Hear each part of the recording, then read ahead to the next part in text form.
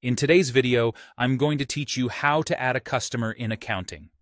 We'll walk through the exact screens you'll use, explain what each field means, and share a few quick tips so your customer records stay clean and useful. Start on your Akaunting dashboard. Look to the left navigation panel and click Sales. This menu groups all your sales-related tools in one place.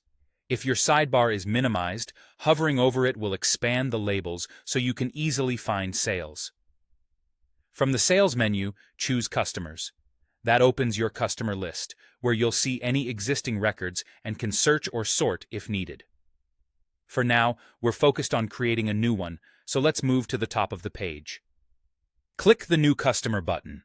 Depending on your theme, it's typically at the top, often on the right. This opens the customer form, which is organized into sections to keep details tidy and consistent.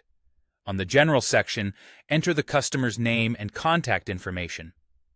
The name is what will appear on invoices and reports, so use the official business name or full individual name. Add a phone number if you have it to make communication easier. Include an email address to send invoices, receipts, and reminders directly from accounting. Make sure it's valid and correctly formatted. If the customer has a website, you can add it here as a reference. Don't worry if you're missing a field. You can save what you have and fill in the rest later. Next, go to the Billing section. Here you can add a tax number, such as a VAT or GST identifier, exactly as the customer provided it. This helps keep your billing documents compliant with local regulations. Choose the currency that this customer uses for transactions.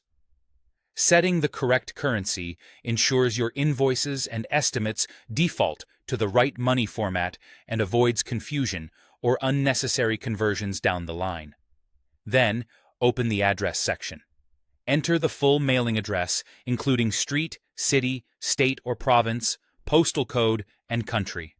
Match the official address used on the customer's documents to prevent delivery issues and to keep your records consistent for reporting.